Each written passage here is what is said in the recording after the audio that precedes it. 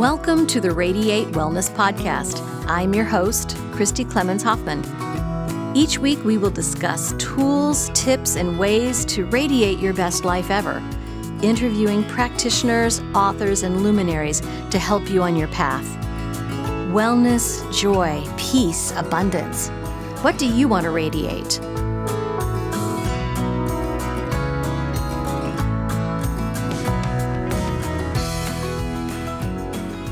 Hi, welcome back to the Radiate Wellness Podcast. Today we radiate courage with Jack Adam Weber, who is the author of Climate Cure, Heal Yourself to Heal the Planet.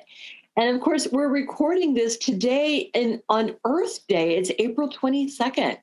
So Jack, thank you so much for joining me today.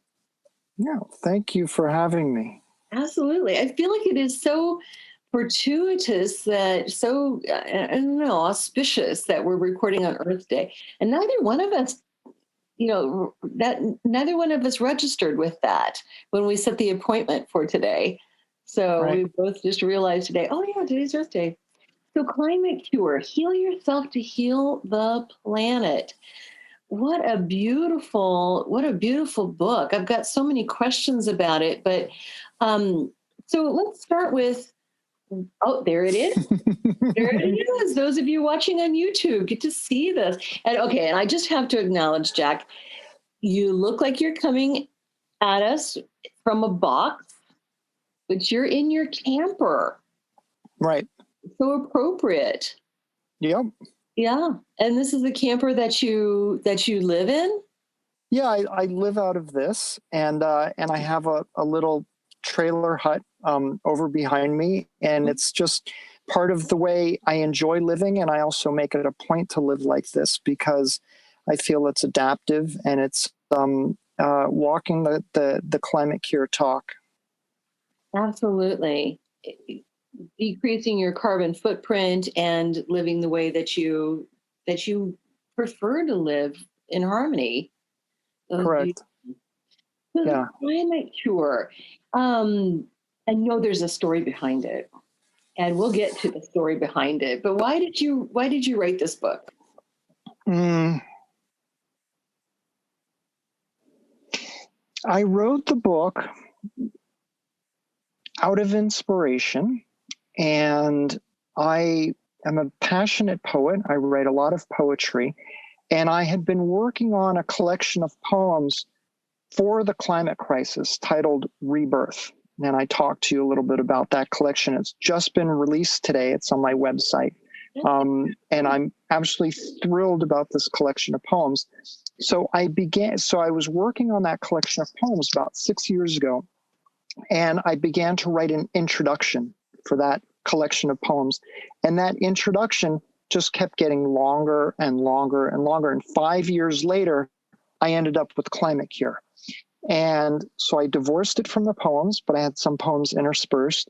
And so the both works were birthed out of my love of the natural world, my love of the planet, practicing natural medicine as I do, and really realizing that the earth needed to be my patient, and in a way, all of our patients. So the book is really about just how to steward the planet and how to become the kind of person that's willing to make some sacrifices and to live a life more in harmony with where we need to go. Oh my gosh, that is wonderful, because I love this idea of like nurturing and taking care of the planet. We were talking before we started recording that I was making a parallel between taking care of the body and taking care of the earth, both as vessels that help us achieve our goals, our purpose, etc., carry us through the planet. But, making some sacrifices. Sometimes we make a sacrifice to take care of our bodies. We cut out things that don't agree with us or not healthy for us. We make sacrifices in, drinking more water or doing things that are nourishing for the body, exercise, etc. And then we make sacrifices as well for the planet. And this can be very healing. Yeah. Can I respond to that a bit? Please do. I really appreciate your bringing the body into this. And, in my work, I call our bodies walking, talking chunks of earth, right? Just because we're like part of the earth, we just don't realize it. And I really appreciate your elaborating a bit on the notion of sacrifice. And in our privileged culture, right, it's like nobody wants to sacrifice anything. And Lord knows, like at the, what we hope is the tail end of the pandemic, when people have, felt, a lot more stressed, it's like nobody wants to sacrifice anything. And so I like to reframe sacrifice. The word sacrifice actually is related to the word sacred, and they come from the same root. So to sacrifice is to make sacred. And when minimalizing, as we talked about at the beginning of the discussion here, minimalizing is top on my list. So minimalizing not only to be kinder with our carbon footprint, but also to free up time and to free up energy to do inner work, to heal, to connect with other people, to be out in nature, to do the things that really matter in our lives, right? I mean, these are the things we do for fun. And so I've tried to minimalize my life, minimalize my overhead so that I have resources available to be of service. And that's what I do. So when we sacrifice, we're actually making something sacred, right? Making something sacred to create what's actually a more authentic life and a more enjoyable life. And a life that I think we all know inside that we sort of would want to live, right? People dream of living like that. So there's a way to do that. Bringing up COVID, we saw in the early days right from the early days of COVID, that reducing our carbon footprint was actually doing a lot of good for the planet. We saw things return to states they haven't been for decades. People were able to see mountains where they couldn't see mountains. Dolphins were swimming in the canals in Venice. There were these amazing changes going on in a pretty short order by reducing our carbon footprint and not going out to the extent we were. Christy, I appreciate your bringing up the reduction in emissions that happened during the pandemic. And, I was trying to follow that last year and into this year. And I haven't checked for what the final word on that was, but I think at the peak reduction of emissions was 6.4%. And I don't think that benchmark held, right? I think that we sort of, fell off that. And by the end of the year, like it wasn't actually 6.4%, or it might have been, or it might have been reduced now. But anyway, whatever it was, it's sort of in the ballpark there. And I just wanted to highlight that because the IPCC, the International Panel for Climate Change, has said that to be on track with where we need to be with the Paris Accord, et cetera, and reducing emissions through 2030 and beyond, we have to reduce our carbon footprint collectively by 7.6% each year. And that's compounded each year. So it has to be on the gains that we make each year. And if we only hit 6.4% and maybe didn't even keep 6.4% when the world was shut down for, good portions of the year, we have a lot of work to do. And it's part of the problem with the climate crisis is that our brains don't comprehend how significant it is and how much carbon is already in the atmosphere that we actually have to suck out of the atmosphere.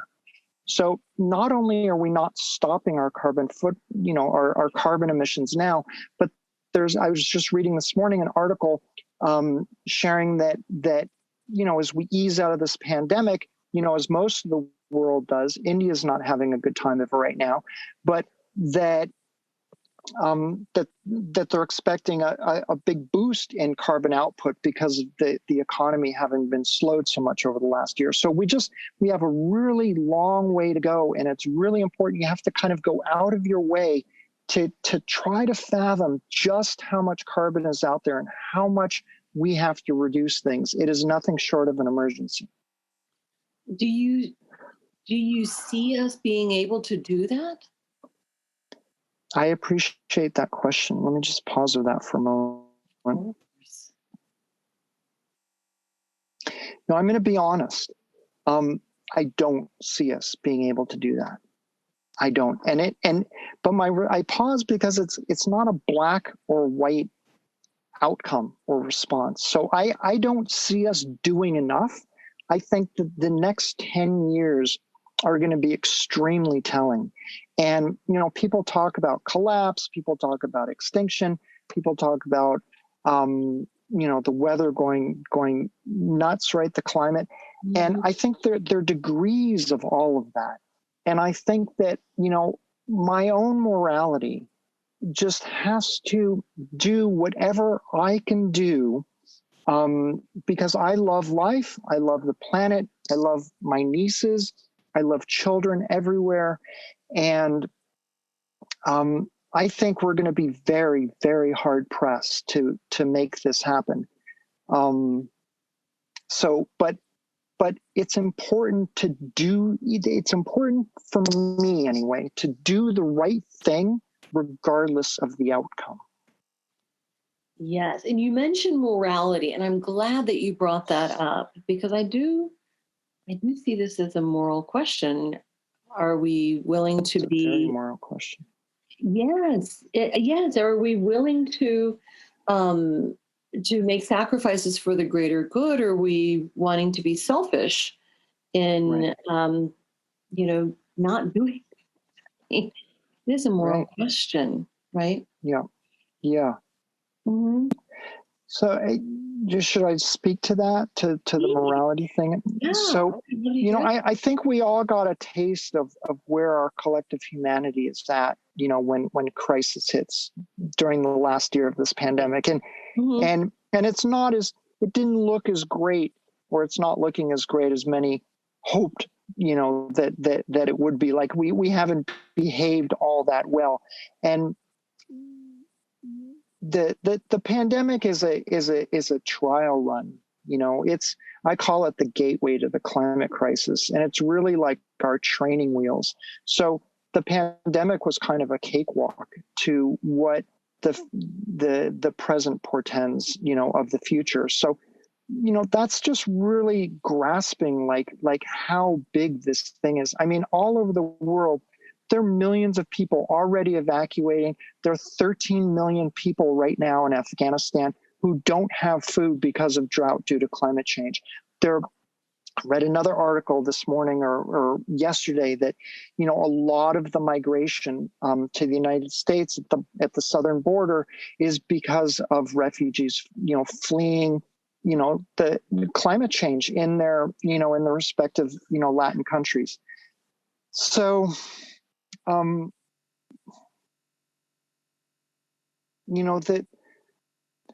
morality thing is, so I don't want to go too far, but I'll just touch on this, is that, part of why I wrote the book is because it's really at bottom, it's a book about how to care, right? That was my question. Like, why don't we care enough? And not only why don't we care enough, why don't we care even that we don't care enough? Right? Mm-hmm. Mm-hmm. So, just to outline that, personal trauma, social injustice, modern day overwhelm, heartbreak that we all experience.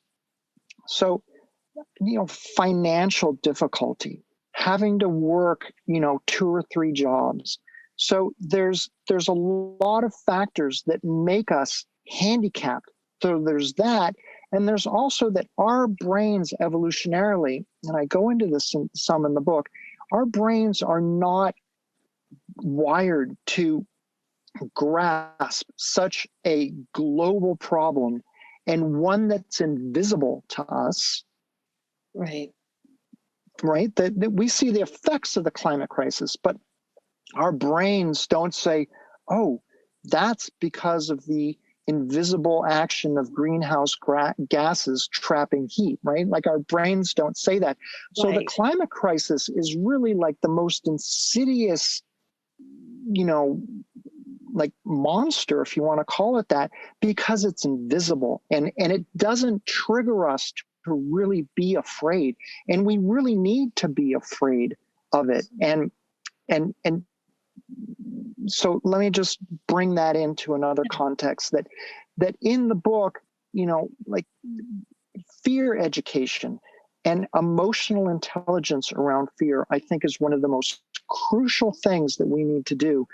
And we need to learn collectively. And I think that fear is the primary emotion that has been running rampant and unreckoned and poorly understood by most people during the pandemic. And just briefly, there are two basic kinds of fear. There's reasonable, rational fear, right? So there's the coronavirus, and it's reasonable to fear that, right? Not to let your fear overtake your life, but it's reasonable to fear it and to take measures and wear your mask and social distance, et cetera. Then there's another kind of fear that's irrational fear, like standing up and speaking in front of an audience. And I think the psychologists say that that's a scarier thing to do than like, having a near death experience. But it's not, but it's an irrational fear. It's real, but it's not really going to hurt you. Right. So we need Right. to identify the things that can truly hurt us, and then the things that can't truly hurt us. And the things that can't truly hurt us, we need to challenge those so that we become bigger than our irrational fear. And then with the real fears, like the climate crisis, we need to reckon with that. We need to abide the real fears, right? So that we can take care of ourselves and protect ourselves and cause less death and suffering. So the book goes through all the major emotions, anxiety, fear, depression, anger, hopelessness, grief, and grief work. And it's very comprehensive in giving people the resilience tools to regulate their vessel, to regulate their body, mind, and to be able to face what's scary. Because if we don't face what's scary, then we're not going to be able to deal with it.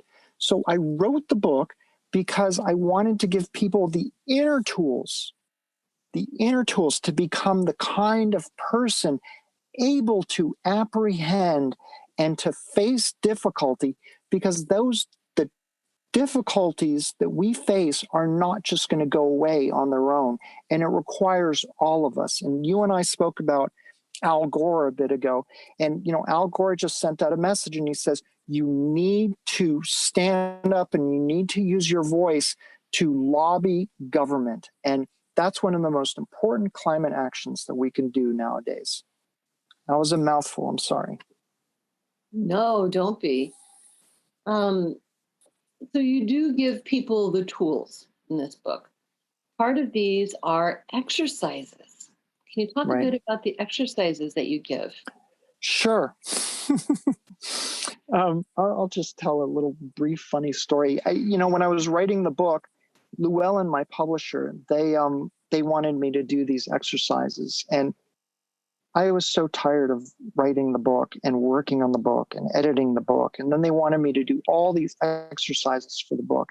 And, I sort of grudgingly, I had to acquiesce. In a sense, I could have said no and put my foot down, but I didn't. I began doing these exercises. And then I loved that they asked me to do the exercises, because I realized how valuable they were. And by the end, I was writing for exercises for chapters that they didn't even want me to do exercises for. But I said there has to be consistency. So anyway, and I put a lot of attention and heart into the exercises. At first, I just wanted to kind of write them to, just like, okay, I did your stupid exercises, right? But that really wasn't the final truth. I said, no, you go back, and I really worked on the exercises. I took it to heart. And as soon as I realized what a wonderful idea it was, I really embellished them.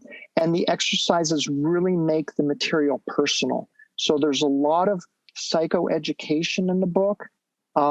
There's a lot of, holistic medicine, self-care stuff. And the exercises kind of really bring all that home. So it's not, the work really isn't that abstract, but it makes it personal, right? So that you go through your own transformation, reading the book, and there's a guide, holding your hand by way of the exercises. Oh, I love that. Absolutely. Because I think until we make it personal, we don't really grasp that we can do something. Right. So I love that you've included that. Mm-hmm. Now, tell me, have you always been this passionate about the climate and the environment? How did you become so passionate about it? I touched on it earlier. Because I practice natural medicine, my love of natural medicine came out of my love of being in the natural world and living close to the elements and close to the land, which I have most of my adult life. So when I realized, about 10 years ago, the urgency of the climate crisis and the magnitude of it, like I got that original hit. And then over the years, I've learned more about, like, it's like worse than I even thought it was in the beginning. So I just, I felt that I had to do something about it. And I felt that I had to minister to the earth in the way that I felt gifted or, privileged to share. And writing about the climate crisis has really brought together. I love to weave things together. My last name is Weber, and I love to weave things. So the book just weaves a lot of different disciplines, climate science, neuroscience, social science, cognitive science, emotional depth work, deep ecology, poetry, some anthropology, activism. And so all these things are woven together to really offer something to people. And I think, another one of the big sort of take homes about the book takeaways is that it's a book about integrity. It's about how to have integrity. And I think most of us walk around during the day, look at the things that we do sometimes, and certainly other people, we're good at finding faults in other people, right? The stupid things that people do and how little integrity seems to be left in humanity. And it's that integrity, how can we create a healthy world if we're not healthy ourselves? And so there's a lot of, self-work in the book to build integrity, which means to integration. I'm not into bypassing stuff. I'm into feeling things, dealing with things, wrestling with things, so they're integrated, so we become passionate, courageous people who can care about what's in front of our faces and beneath our feet. Yeah, absolutely. And so when you were a kid, did you into this at all? When I was a kid, what? When you were a kid, was this important to you at all? Which part? The climate, taking care of it, being passionate about it. Now, I know when I was a kid, and I think we're about the same age, there were the PSAs about littering. Remember the Native American man who had a tear coming down his cheek when he saw all of the pollution? That was kind of a books came out about Agent Orange, and the book was What Killed Cock Robin. Was that the name of the book? It was a very seminal book, came out in the early 70s about climate, and people really started getting it. I remember Silent Spring was a big one by Rachel Carson. Rachel Carson. Yeah. So as a kid, I don't know how young you mean, but no, like I was not into this stuff as a kid. I didn't really know about the climate crisis as a kid. I'm 53 now, so it was kind of a while ago. But I did live close to nature. So I think that living a life close to nature sowed the seeds for what I was later to become. I grew up in Connecticut, and my parents were professors at Wesleyan University, and we had these woods in our backyard, and I spent so much time in those woods, and I loved it. My father's very nature oriented. He's also a writer and a poet, and we would go out bird watching and spending time taking walks in the woods. And I think all that just grew me into a nature lover. And, I've never connected this, but, in the book, there's a couple chapters on our relationship with the natural world. And I include one study there that shows that children who are raised in natural environments and spend time in nature end up becoming more environmentally aware and more politically, biased towards, eco-friendly politicians. So for parents that are listening, there are a lot of benefits for being in the natural world and taking your kids to the natural world and being there that are not obvious. There's so many lessons that we could spend a whole day talking about the lessons and the benefits in the natural world, but there are a lot. Right, absolutely. In your book, you mentioned 3 different triangles. Triangle of resilience relationship. Can you speak to that? Sure. You don't give me much breathing room in between questions, do you, Christy? Let me take one break. Let me just grab a bit of water. Absolutely. I love talking about this stuff, so I'm half joking. So yeah, the triangle of resilience relationships, and it's a bit odd, like, in a sense, each one is a triangle. And I sort of mentioned in the book that the 3 triangles sort of form a pyramid, right? Which is even stronger than a triangle. But so they're triangles unto themselves, but I also describe them as like, facets of the triangle. And the triangle is the strongest geometric structure. Right. Yeah. So the triangle of resilience relationships are those relationships that we have allowed to deteriorate, and truly what all the relationships that have been taken away from us. So taken away from us, in which we've also just allowed to deteriorate over time. And the argument that I make, or the healing paradigm that I present, is that we need to reclaim these triangle of resilience relationships. And there are 3 of them. And the first one is with ourselves. And that's a lot of the self work, the inner work, the emotional work, the death and rebirth work, the grief work, the how to become emotionally intelligent, which is absolutely key, right? And then our relationship with the natural world and our relationship with one another. So building community, coming back together, working together as people, learning how to communicate, which requires emotional intelligence, cognitive intelligence, critical thinking skills, and compassion, and our relationship with the natural world. And, I bring up this example often. I say that, like actually being in nature, immersing yourself in wilderness is so important, because that's the relationship. We are wired to relate and to care about those things with which we interact personally, in person. And so the examples like of a pet, right?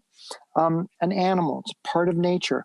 So, we care a lot more about the pets that we know. And when someone's pet dies that we knew, we feel that pain and we're connected to that pet. And so someone's pet on the other side of the world that we don't know might feel a twinge of pain, but because we're not directly related to it, doesn't affect us as much. So thankfully, the pet of the natural world is all around us, for a lot of people. And even if you're in the city, you could find ways to connect with nature. And some of that's in the exercises in the book. And so we need to reestablish that relationship so that we care. All right. That's part of the message of the book. Then the community building I mentioned, and then relationship with self. So just a quick little thing on that facet of the triangle. Just an overview of what's discussed. How to manage and mine anxiety, how to work with fear, how to work with depression, and anger. I think I may have mentioned those, name those off before. Mm-hmm. But it's working with those, not just so that we manage them, right? It's so that those emotions are actually jewels. And they birth what I call our finer jewels of being human, so that the qualities that we appreciate in people who are integrated, who have integrity, right? And so integration means like dealing with the dark side and the difficult side, because if we don't do that, we're not going to have a livable future. So we have to deal with that dark side of life. And through the process of alchemy, through the process of inner transformation, which is the death, life, and rebirth cycle that I go through in the book, from that is birthed the beautiful qualities that we appreciate. Anybody listening knows that if you've been through heartbreak, as everybody listening has been through some kind of heartbreak, if you manage that heartbreak well and you engage in that heartbreak and you integrate it, you come out a better person. You come out more compassionate. You come out more self-knowing. You've seen some of your shadow. So this is like the cornerstone of the book.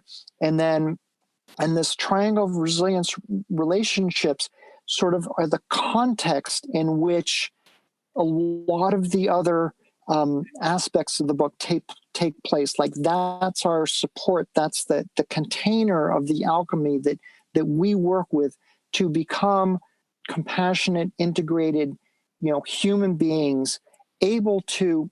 And I'll finish on this point. I'm sorry, I'm really on a roll today. I enjoy, sharing. I enjoy your questions, and I feel comfortable. I want to point out that I really focus on emotional work in the book because of 4 values. These 4 values are what emotional work allow us to do. Before I do that, I didn't bring another piece that I was saying to completion, and that's that when we face the climate crisis, it's a scary thing. It's a scary thing out in the world, and it makes us feel scared in here, right? And so the tendency is to shrink away. And I think that that's why we haven't done a lot collectively towards the climate crisis. There are lots of other reasons I mentioned, but one of them is fear. And we shrink away, and we're afraid to feel badly. We're afraid to feel afraid and grievous and angry and overwhelmed and depressed. You name it. So what I share in the book is how to feel those emotions and how to welcome those emotions and manage them wisely with emotional intelligence so that we leverage them. So we turn a lose-lose, which is ignoring the climate crisis and shrinking away from what's difficult inside of us, into a win-win, which is welcoming our full selves, learning how to deal with it, and welcoming the climate crisis. And then together, I say that the climate crisis and our own hurts and traumas intersect in our hearts. So when we remain heart-centered and courageous, right? Our key word for today, when we remain courageous, we can take advantage of and turn the lose-lose into a win-win, right? And that's what the book helps us do. So instead of humanity shrinking away, we step up to the plate and we heal ourselves and we heal the planet, the subtitle of the book. And now to bring that other piece in to finish this little bit, the 4 things that emotional work really helps to do is it helps us heal our past, okay? Childhood wounds, past traumas. Doing emotional work helps us cope with the present, right? The difficulties that we have. We all experience a lot of difficult emotions during the pandemic, and they're certainly present for the climate change, for the climate crisis. So we're able to regulate ourselves and to feel better through the emotional work. By doing that, we're also able to face the climate crisis currently. So it allows us also to pay attention to and minister to what's injured. And then the 4th thing that emotional work helps us do is it helps us stop displacing and projecting our shadow onto the natural world. So one of the themes I bring up in the book is that hurt people hurt others. So when we don't deal with our pain, we hurt others. We displace and project our pain. So the book goes through grief work and, learning how to deal with pain on different mind-body levels. And that's so that we don't project that onto the world. Support for the Radiate Wellness Podcast is made possible in part by listeners like you. Would you like to support this podcast? Visit radiatewellnesscommunity.com/podcast for more information. I am reminded of another guest that has been on this podcast, and that is Sammy Aaron, who created the Resilient Activist and teaches people how to be more resilient, how to move through, our fear or discomfort with what's going on. So I appreciate this work that you're doing to make us more resilient and more courageous in taking care of the planet, just as we would take care of our bodies, ourselves, right? I have to say, I would be remiss if I did not mention your poetry. You would be. A poet. What's that? Because you're also a poet. Yes. And this book grew out of your poetry. It did. Did I share that earlier on the show here? Did I mention that? Or? Briefly. I want to circle back and catch that briefly in passing. Yeah. So I wanted to talk about your poetry, which is central to your work as well. Right? Okay. Keep going. It sounds like you began your work on climate healing with poetry. Yeah, in a sense, poetry for me has been a healing practice. So when I am worked up about something, or when I have to journal and vent, or when I have to just share my thoughts and feelings, I'll often write a poem about it. And I also use poetry to discover what I don't know I'm dealing with. So sometimes I'll begin a poem and then stuff comes out that I didn't even know was there. So yeah, I started writing poems I've been writing poems for 30 years, but I began a certain kind of poetry when I became more aware of the climate crisis. And so that's the collection that I just mentioned. I think I mentioned at the beginning of the show about rebirth. You and I talked earlier, so I'm forgetting what you and I talked about and what I mentioned on the show. So that collection, Rebirth, I just released it today, and it's beautiful. So that collection of poems is sort of a collection in honor of the planet, and that also speak to the climate crisis and the pollution crisis. And Rebirth, you published it as an ebook, right? And it's available on your website, right? Right. And came out in time for Earth Day, which is exciting. Of course, this podcast will drop well after Earth Day, but honestly, every day can be Earth Day. Every day is Earth Day. I said that on my Facebook post, and people say that. I say, but today is especially Earth Day, so do something special. Oh, absolutely. Well, and you also said that you had received an award before we started recording. You talked to me about an award that you had gotten in honor of Earth Day. Yeah, it was an award. It was an honor. My book was chosen by this group, Edelweiss, as an Earth Day pick. And the theme of their Earth Day symposium was Our Actions, Our Earth, and how to care for the planet. So that's what my book is about. So I was on a podcast early in the morning. I don't like doing podcast. I don't like talking for like the first hour of the morning, but so today, I did that out of my comfort zone, which is Right. par for the course. And it was wonderful. A lot of other really interesting authors there. And so I got to hear some new stuff and share about climate cure as well. Yeah. Well, that's exciting. Yeah. So getting up and speaking early in the morning is one of your sacrifices. So we talked about Small sacrifice. Yeah, I was just sort of being tongue in cheek. Absolutely. Do you want to hear a poem?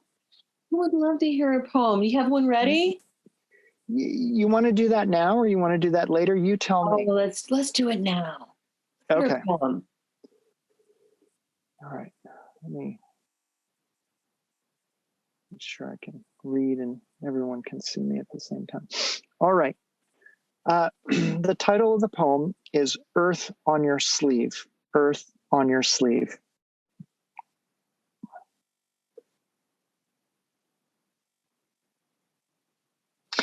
If you are an activist, a lover of the sparkling world, show me the dirt under your fingernails. I have some under my fingernails today.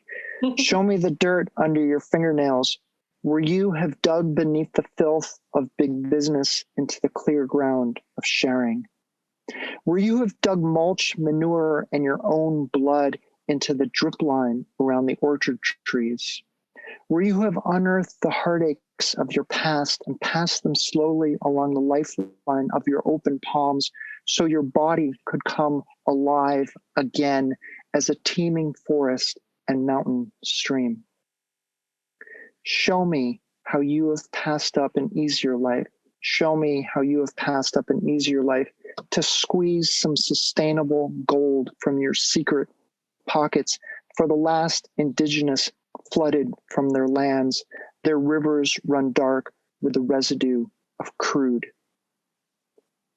Don't show me the clean white pages of your resume, your steam press work shirts lacking these sacred stains, or your neatly kept home and bleached countertops for all the ways you have washed your hands of birthing back the giving ground from which you've gained, unless you also wear Gaia's passions on your sleeve. Mm. That is powerful. Jack, I really like that. You know what? It reminds me, and I was going to tell you this earlier, it reminds me of the poem Invitation by Shel Silverstein. Do you know him? Yeah. Yeah. If you are a dreamer, come in. If you are a dreamer, a wisher, a liar, a hoper, a prayer, a magic bean buyer. If you're a pretender, come sit by my fire. For we have some flax golden tales to spin. So yeah, reminds me very much of that poem, drawing in the people who are willing to roll up their sleeves, get their fingers dirty. I've got paint on my fingers because that's what I've been doing lately. But that's good. That counts as dirt. Okay, good. Yeah, and that poem is from Rebirth. That's from the new collection. Wonderful. Released just today as an ebook. Right. I love that you released that in a carbon neutral way, in a ecologically responsible way. Did you do that by design? Yeah, for right now, that's the way it is. There's so many books, and books are wonderful and amazing. And I just, I take the issue seriously about using resources. Resources, they're not really resources. They're part of our planet and part of our soul. But so it's just an ebook for now. Maybe I'll print 100 copies or something like that. But I'm just trying to keep it low carbon right now. Right. And you also have your poetry available on note cards and art cards. Mm-hmm. Yeah. What's that about? that was just a way for me. I produced those a while ago, and I still enjoy them. People still enjoy them. They're poignant, meaningful poems that are on cards, and like greeting cards, so you can send one to somebody. The old-fashioned way, instead of an email, you can write a card to hand to somebody, or for a birthday or a special occasion, or send it in the mail. So so it's sort of just keeping alive that tradition of how we did things before the digital age was as full on as it is today. Right. And those cards, I have them in theme sets. There's one on surrender, on transformation, on love, on work and calling, and on writing and creativity, and one on holistic medicine. Oh, wonderful. Yes, I love it. Yes. Okay. So talk to me about this natural medicine. You've mentioned it a few times. So I would really love for our listeners to be able to know more about that. Okay. Well, that's a big subject, but Yeah. I practice Chinese medicine, and Chinese medicine is comprised of 4 primary modalities. One is acupuncture, second is herbal medicine, the third is like Qi Gong and meditation, mind-body exercises for health and well-being, and the last is diet therapy. So, as a Chinese medicine healer, physician, I work with patients, and we talk about, people come to me with all kinds of problems that they'd ordinarily go to, a Western doctor for. And often I have to interpret, Western medicine documents and tests and whatnot. And so we create a treatment plan for working with whatever their ailment is in a natural way. So, I don't dispense drugs or anything like that. And we usually give it our best shot. And if I feel like I can't give it a best shot, or they need different kind of care, then I refer them to a Western physician or wherever they need to go. Mm-hmm. How long have you been doing this work? Oh boy.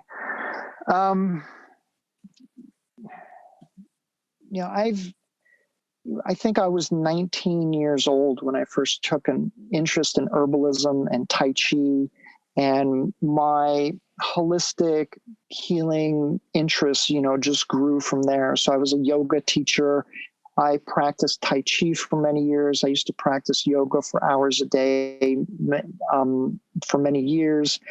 So I'd say from 19, I was studying Western herbalism at the time. And then I took a course with Michael and Leslie Tierra, some of my first herbal teachers, and was introduced to Ayurveda and Chinese medicine. And the Tierras live up in Santa Cruz, Ben Lomond, up in Northern California. And I studied with them and did their course in East-West medicine. And then that kind of, got me steeped in holistic medicine. And I went and I was a massage therapist as well. I did a shiatsu training, which is an Oriental style of massage. And I did that and got a little introduction into Chinese medicine. And then, I was also studying Ayurveda at the time. And so I got into Chinese medicine, especially because it was licensed. It was further along here than Ayurveda. I think I probably would have studied Ayurveda if it were licensable here in the United States, but I ended up really loving Chinese medicine, and it's like now it's just part of my being. So I've been practicing as a licensed acupuncturist, licensed Chinese medicine person for about 20 years, but I was apprenticing before then. And so it's been going on for my adult life. Great. And so you move very seamlessly then into this self-care, resiliency, emotional support with the climate cure. Have you? Right.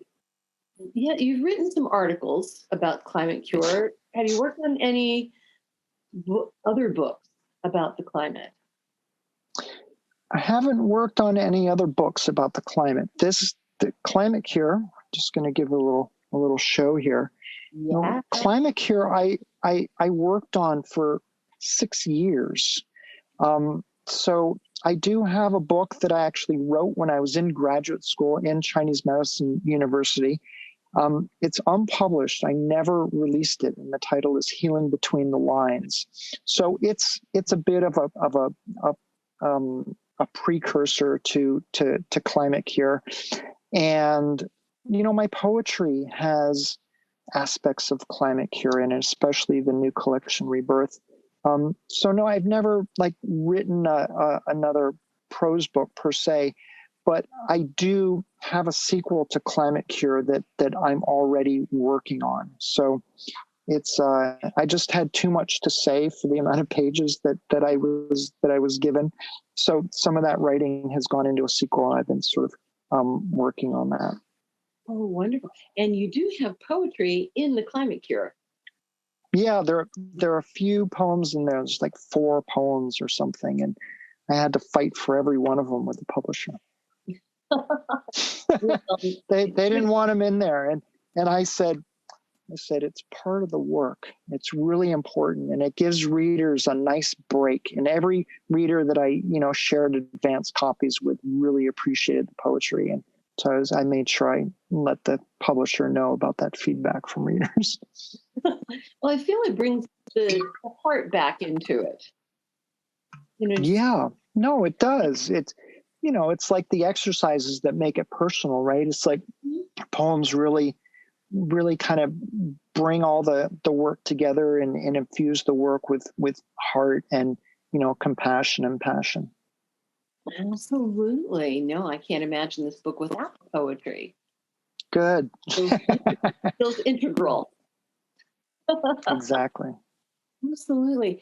Now, if somebody wanted to visit your website, would you like to plug it? Sure. I designed my website so it could be really user friendly. So all my work is at my website, and I don't think it's overwhelming.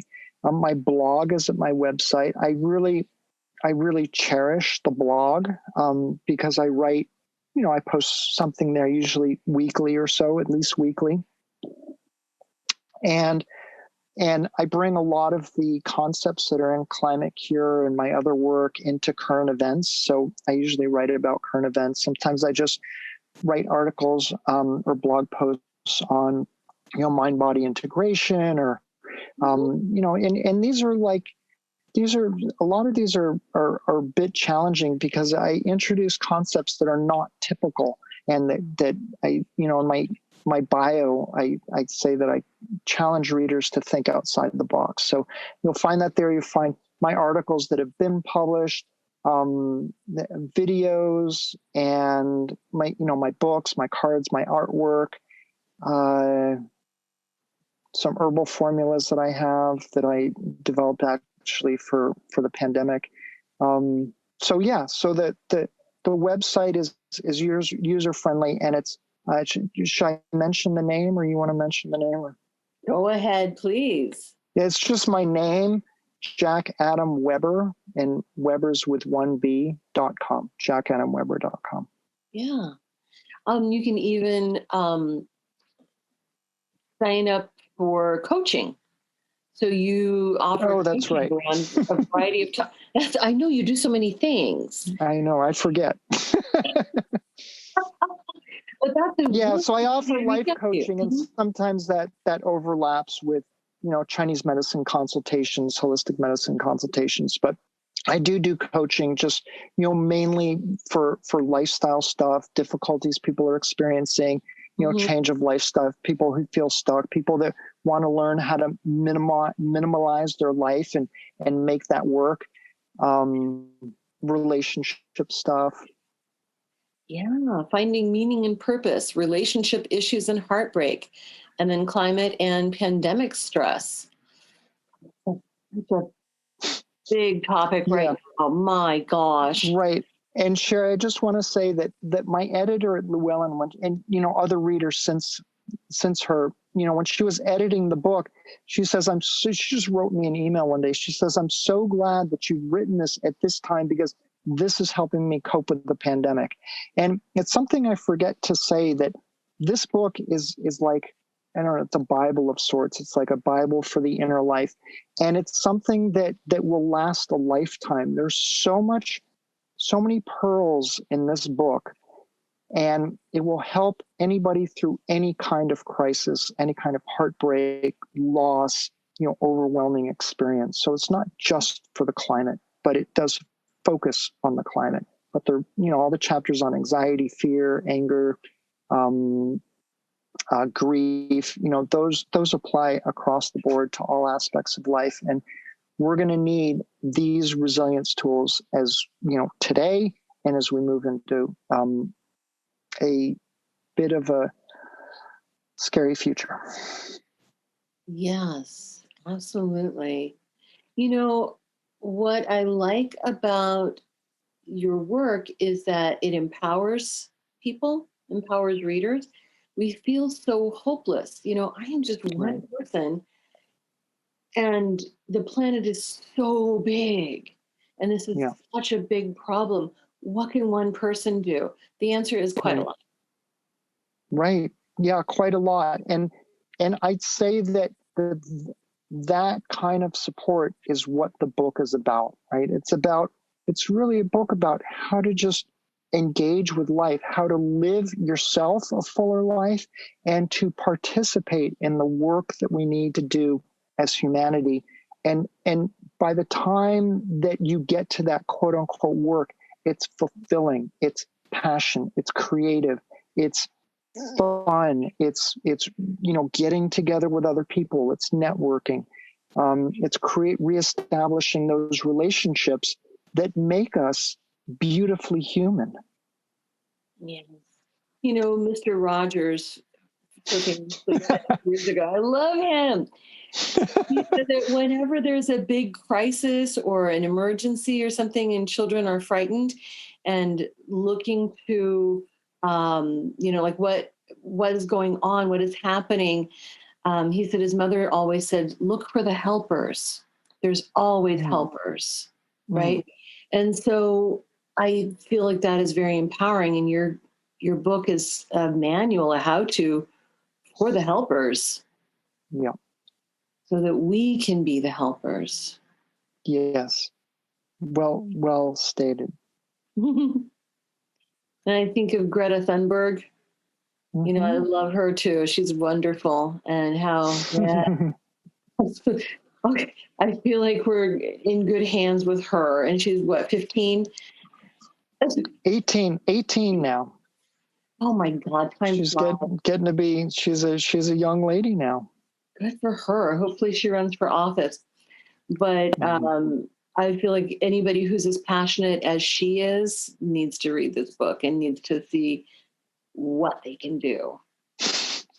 Be nice if Greta read it. I mentioned Greta throughout the book, and she suffered from depression. I've suffered from depression, and she has suffered from OCD.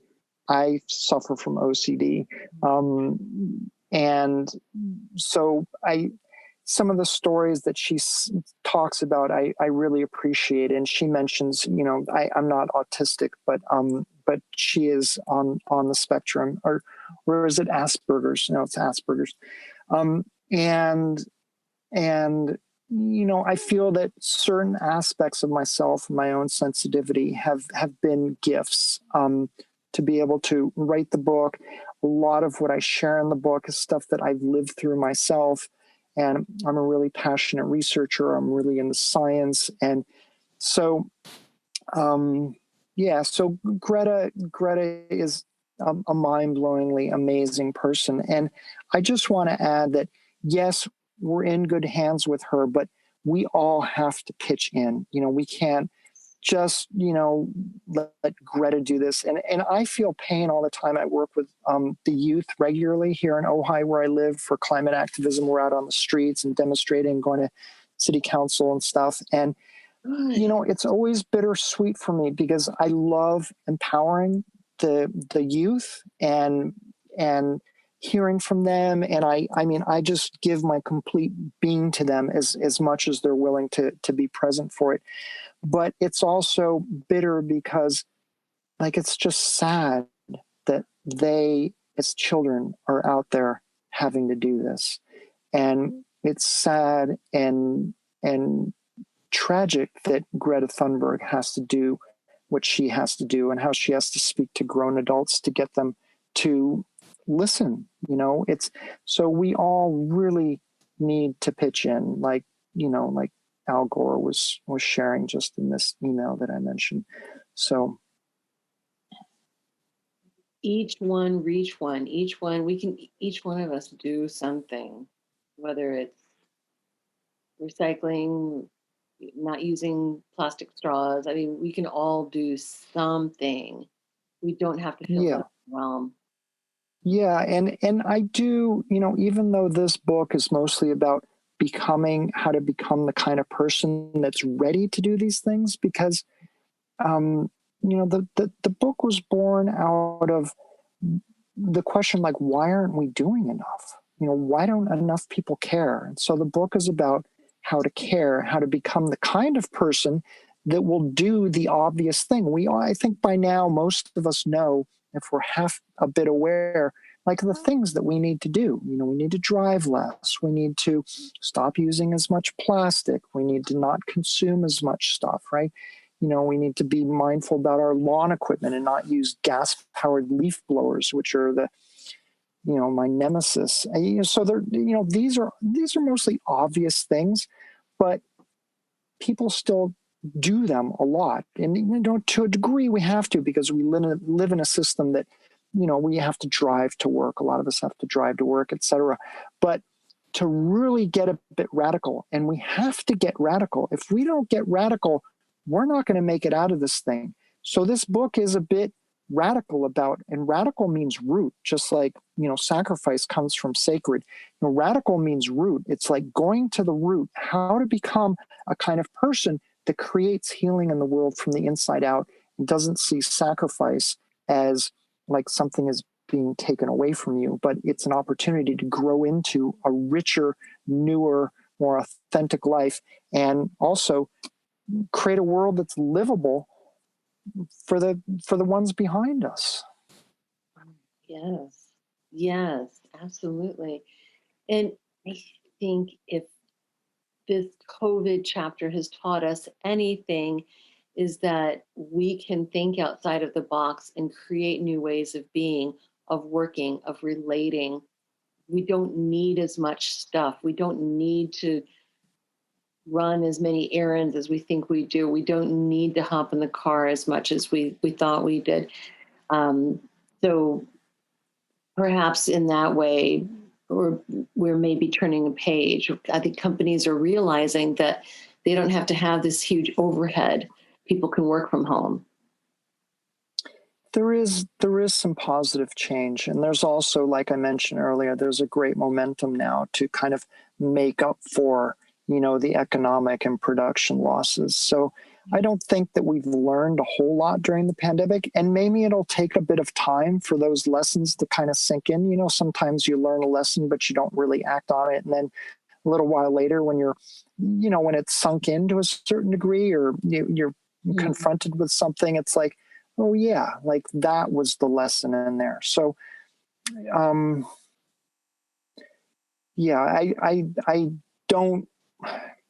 I don't put a lot of trust right now in humanity having learned very many lessons yet. I think that we've behaved on the whole rather poorly, and that we can do a lot better. And I think that the foundational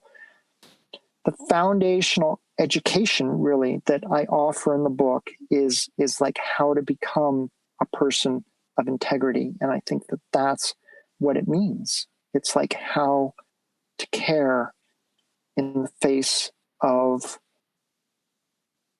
something that's not well, right? That's the medicine of the book and our predicament now. Right, absolutely.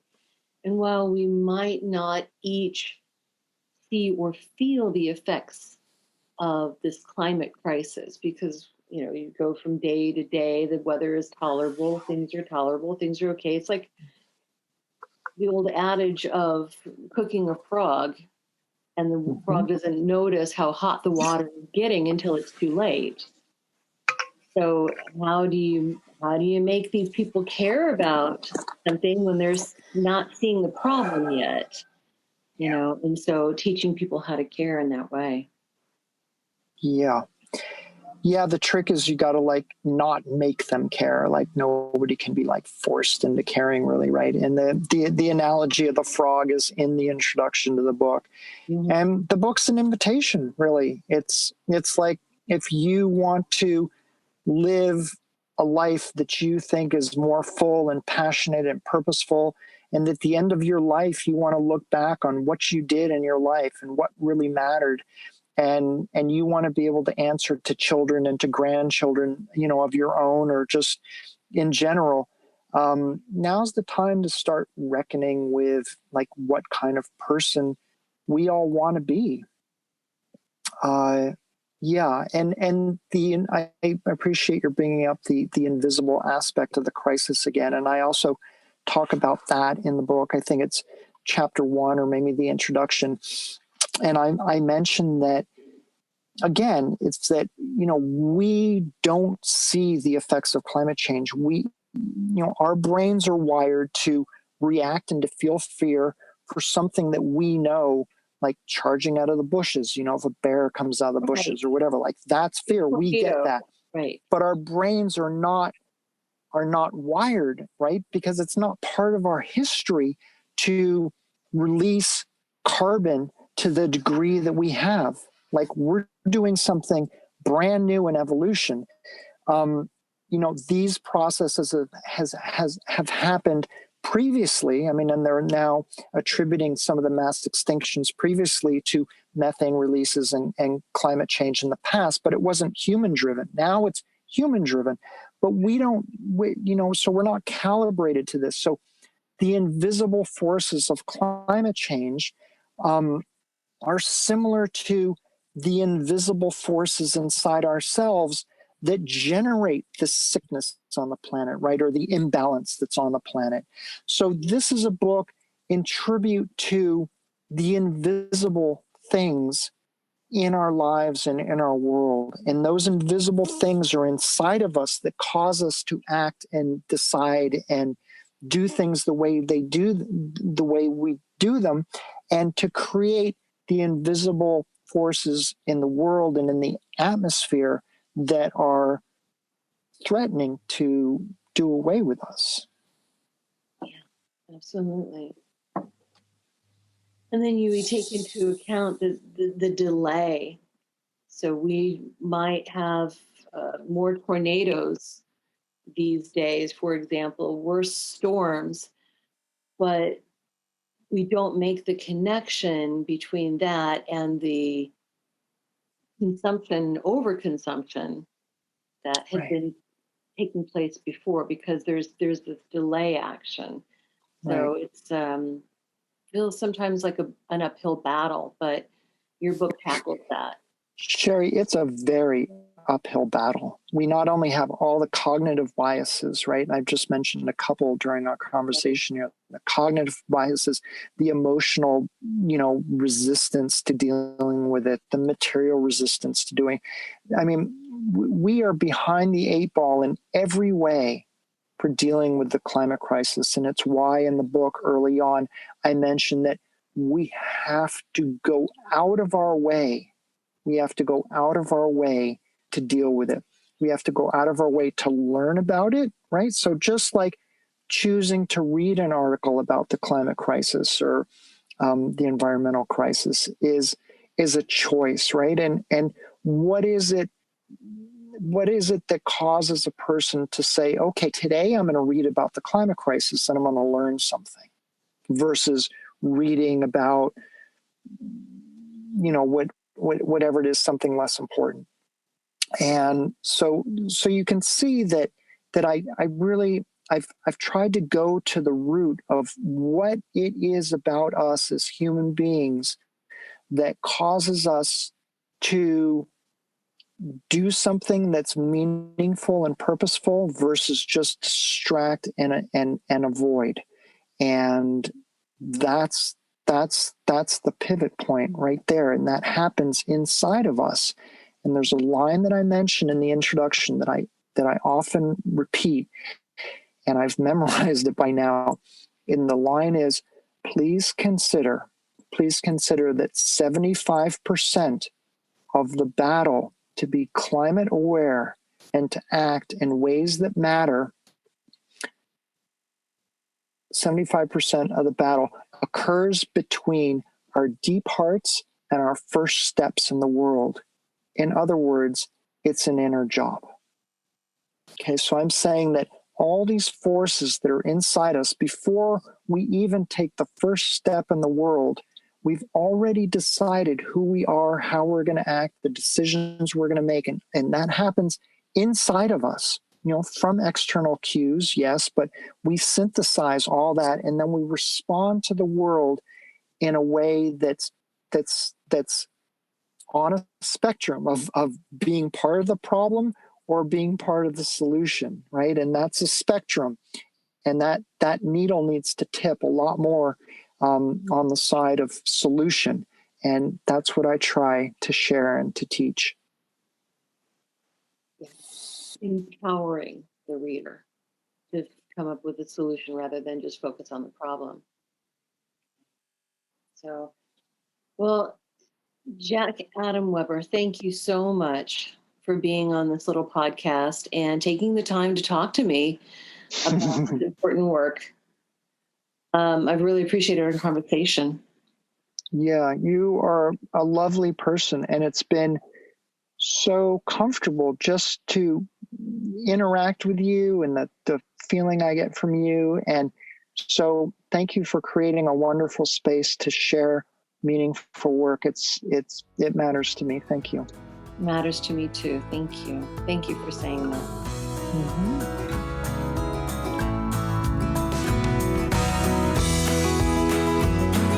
Radiate Wellness is a community of holistic and alternative healers and consultants based in the Kansas City area, dedicated to helping you create spiritual, energetic, and physical well-being. To learn more about our practitioners, services, classes, and events, or to schedule an appointment, visit us at radiatewellnesscommunity.com.